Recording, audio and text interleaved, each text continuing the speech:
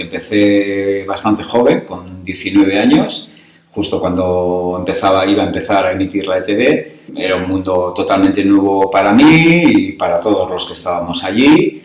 Y bueno, ahí he pasado la mayor parte de mi vida profesional pues doblando. El comienzo fue a finales del año 82, ETV iba a empezar en el 83 a emitir y nosotros empezamos a doblar en septiembre del 82 o así.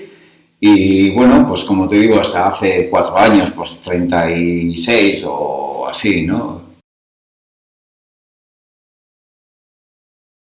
Pues mira, por pura casualidad, yo no me dedicaba nunca, bueno, había hecho cositas así en plan aficionado de teatro con 16 años así, pero bueno, nunca en plan serio.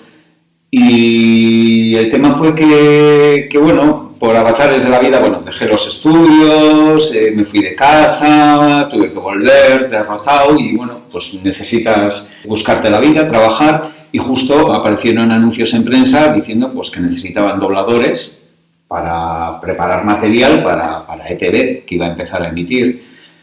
Y bueno, como necesitaba trabajo, ¿no? Necesitaba hacer algo en aquel momento, pues bueno, me presenté sin ninguna expectativa de nada, ¿no? Porque ya te digo, yo no tenía experiencia en el tema de la interpretación, ni tampoco tenía intenciones de dedicarme a ello.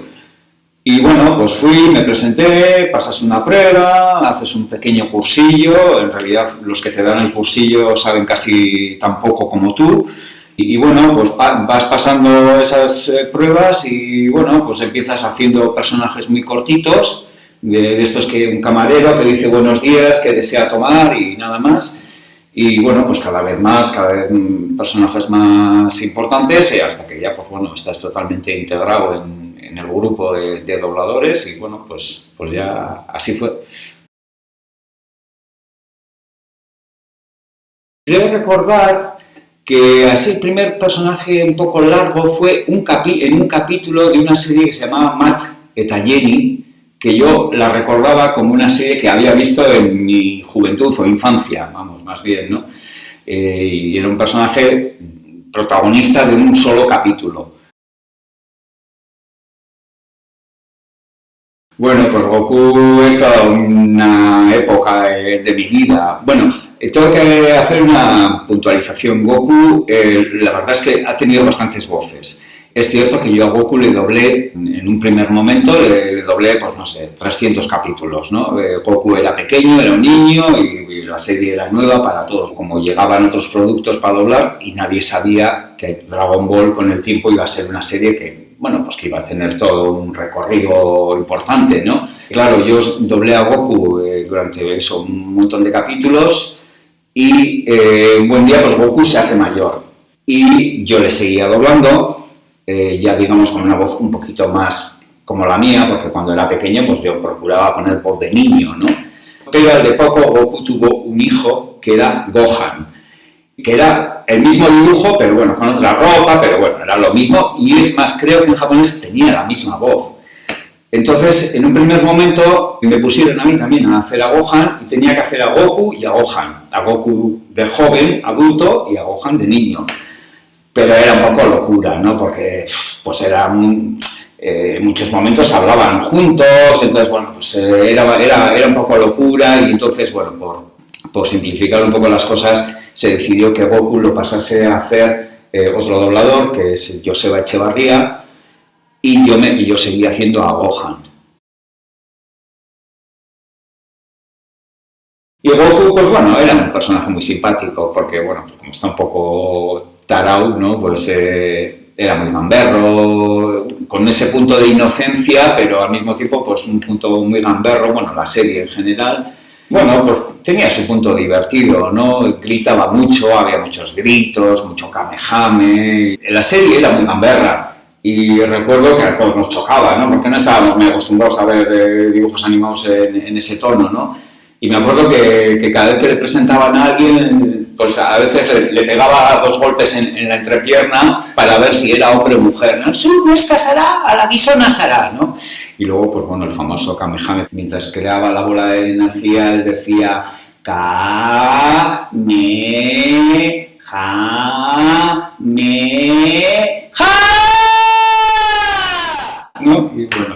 bueno, un poquito más exagerado todo.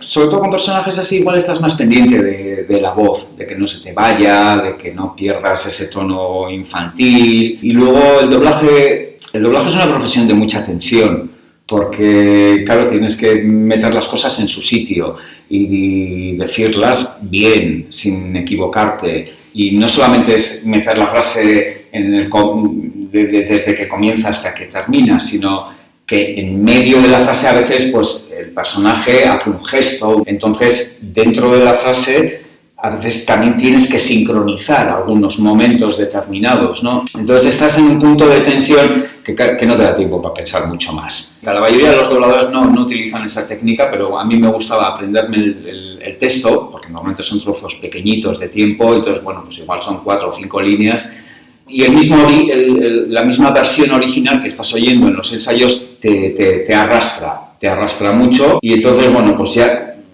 como tienes una referencia muy clara de la interpretación en el original, pues bueno, ya con eso mismo, digamos que al final te arrastra y te lleva, y dices, bueno, pues no sé si me he metido o no me he metido en el personaje, pero bueno, pues he intentado imitarlo, ¿no? A ese nivel, por ejemplo, las películas requieren un puntito más de sincronía, vamos a decirlo así, porque además de todo lo que sea puramente interpretación, por las necesidades lingüísticas del idioma original, pues el actor en cuestión pues, abre o cierra la boca más o menos, ¿no? Y entonces, cuando hay movimientos muy marcados, en primer lugar, los textos de doblaje, los que preparan el texto de doblaje no se les llama traductores, sino ajustadores, ¿no? Es decir, traducen y ajustan. Y bueno, claro, tú traduces una frase y a lo mejor te queda muy larga con respecto al original, entonces tienes que modificarla para intentar que te quede lo más parecido de medida al original. Y además, en el caso de las películas, el ajustador, si puede, tiene que intentar que esos movimientos de boca que son muy marcados coincidan también con alguna vocal o con alguna consonante que se adecue bien a ese momento, ¿no? Y en el caso de las películas, ¿no? De las películas reales o las series reales con actores reales, pues claro, los movimientos de boca son reales. En el caso del anime, pues bueno, pues eso, se abre y se cierra, y entonces, bueno, ahí no existe tanto ese problema, ¿no? No, que va, es que entonces ni hubiese sabido lo que eran. No era consciente del anime, ni sabía que existía el concepto como tal. Para mí ha sido algo que ya lo he conocido ya de bastante mayor, y bueno, pues no me he metido por ahí. Y para mí es trabajo, ha sido trabajo, un trabajo simpático y de disfrutar, pero nada más.